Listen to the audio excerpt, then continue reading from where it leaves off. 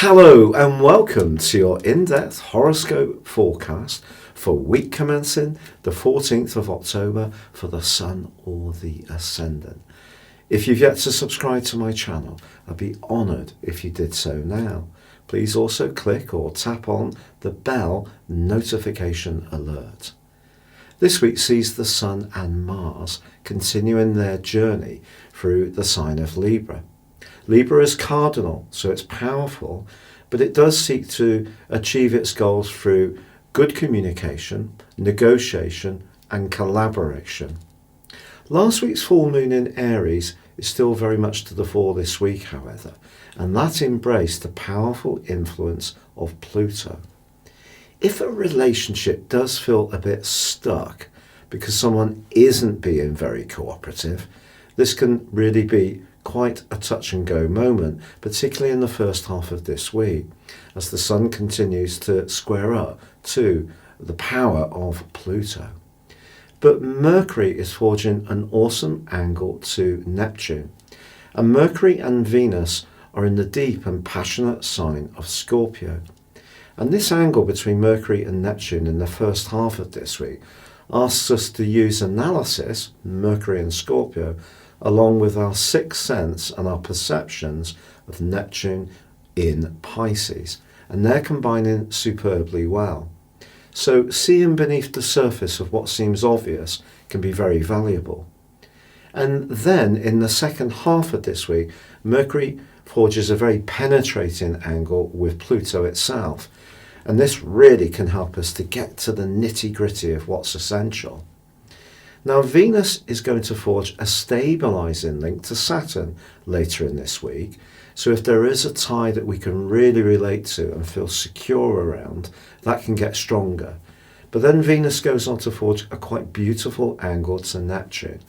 If you do meet someone for the first time, this is quite an auspicious connection.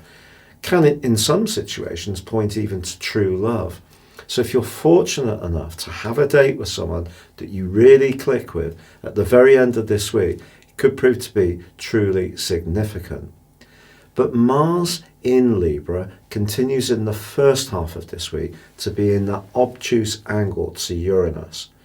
And Uranus is in the part of the overall horoscope to do with our values and our resources and money. So if there is some talking to be done about who does tend to get their way in relationships, it's possible that some of this could be linked to differences in core values or down to just dirty money.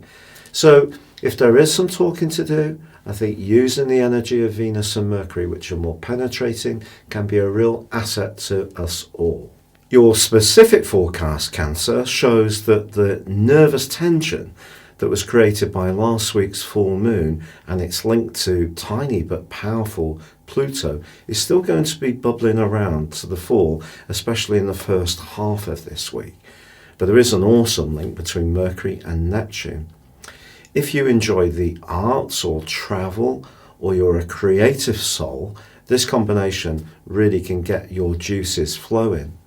Also, Venus is in a magical location now, and in the last few days of this week links to Neptune, and so this would be the perfect juncture to go on a trip, go to see a movie. You can soak up the environment or the atmosphere really well, and if you're in good company, it could lead to a very special connection. Venus also forges a very positive link to Saturn as this week draws to a close, as does Mercury. And you could find that clarity breaks out in a way which may have been a little bit unexpected at the start of the week when there was that churned up nervous energy.